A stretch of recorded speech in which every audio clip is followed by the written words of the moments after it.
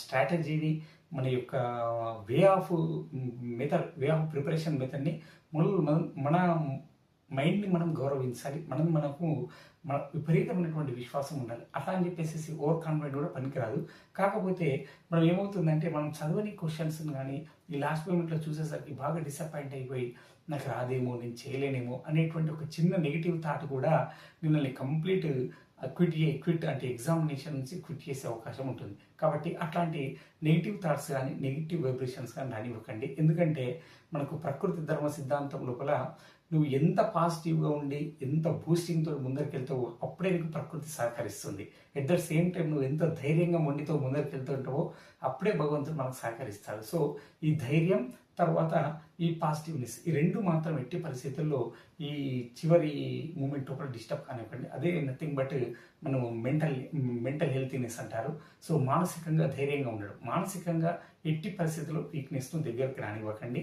That at the same time ఇక తర్వాత third ఏంటిదంటే సిలబస్. మనకు ఏమేమి సిలబస్ ఇచ్చాడు? పేపర్ 1 జనరల్ స్టడీస్ ఏముంది, పేపర్ 2 ఏముంది, పేపర్ 3 ఏముంది, పేపర్ 4 ఏముంది, అన్ని సిలబస్ మొత్తం వరుసగా మనం ముందర పెట్టేసుకొని ఆ సిలబస్లో ఉన్నటువంటి ప్రతి ఏరియాను మనం మ్యాక్సిమం చదివేసేయాలండి. మనకు మార్కెట్లో లభిస్తున్న బుక్స్ కానీ తర్వాత మన 6th to 10th 5th to 10th class ఉన్నటువంటి స్కూల్ బుక్స్ కానీ ఇవన్నిటిని మ్యాక్సిమం చదివేసేయాలి. సో ఈ వే లోపల మనకి ఎక్కడైనా చిన్నప్పటి నుంచి మన సార్లు కూడా చెప్తూ ఉంటారు, ఎక్కడైనా ఇంపార్టెంట్ ఉంటే చిన్నగా అండర్లైన్ చేసుకోమని. సో మనం ఎన్లైటర్ తోటి కానీ వాటిని కొంచెం అండర్లైన్ మాత్రం చేసుకోండి.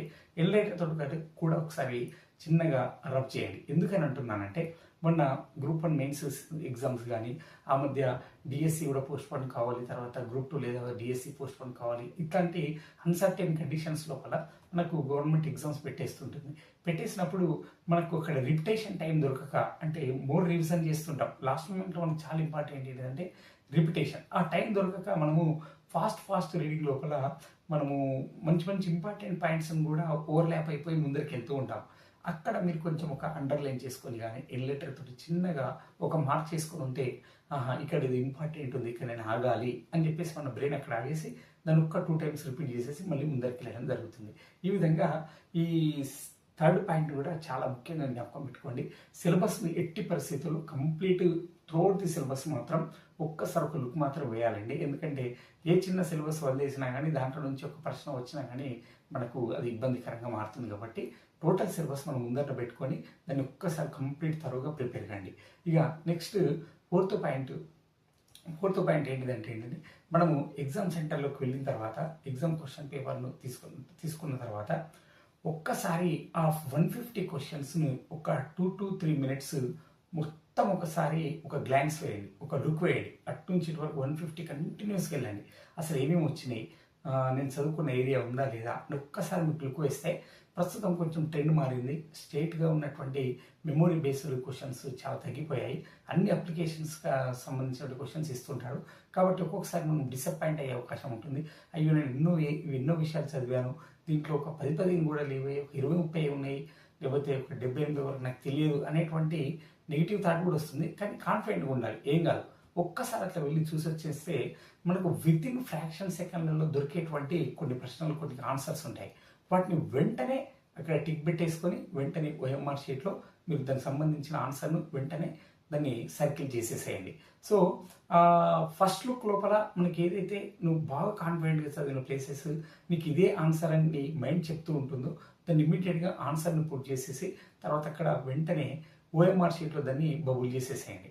తర్వాత నెక్స్ట్ రౌండ్ లోపల ఒక రౌండ్ అయిపోతుంది. ఒక రౌండ్లో మనకు ఆల్మోస్ట్ ఎన్ని క్వశ్చన్ పేపర్ తయారు చేసే వాళ్ళు ఒక 10 to 20% మామూలు చదివిన వ్యక్తి కూడా అటెండ్ చేసేటువంటి ప్రశ్నలు ఉంటాయి. వాటిని ఫస్ట్ క్విక్గా మోడ్ కంప్లీట్ చేసేసి బబుల్ చేసేసి కంప్లీట్ చేసేసేయాలి. చేసేసిన తర్వాత మనకు ఒక కాన్ఫిడెంట్ లెవెల్ వస్తుంది. తర్వాత అప్పుడు సెకండ్ రౌండ్ రావాలండి.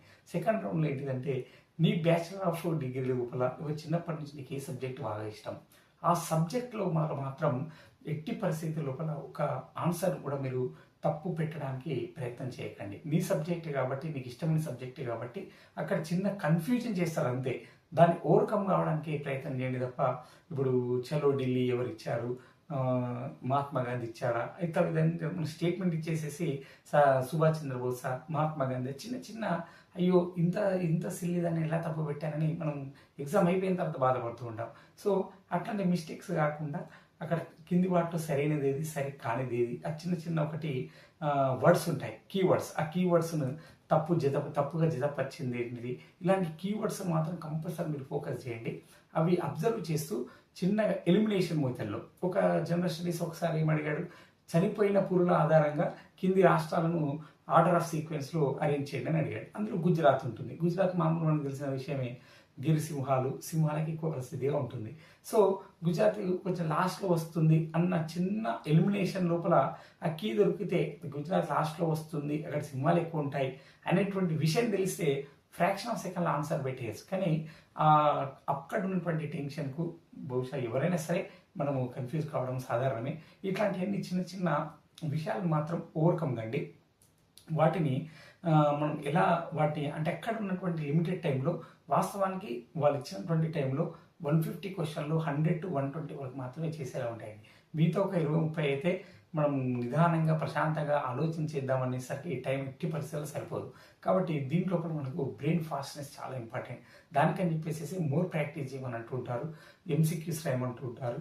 సో మేధావులందరూ చాలా రిపీట్ చేయండి అని ఎంసీక్యూస్ రాయండి. ఎందుకంటే అక్కడ మీరు ఫ్లక్చువేషన్ అయిపోయి 2.5 hours జస్ట్ 50-60 మాత్రం చేయగలుగుతారు, టైం సరిపోదు అనేటువంటిది ఈ మధ్య చాలా ట్రెండింగ్ అవుతుంది. ఈవెన్ గ్రూప్ 1 మెయిన్స్లో లాంటి పెద్ద ఎగ్జామ్లో కూడా 3 hours 15 క్వశ్చన్స్ కూడా రాయలేని పరిస్థితి. ఈ విధంగా ప్రతి ఎగ్జామ్లో రీసెంట్గా జరిగిపోతుంది.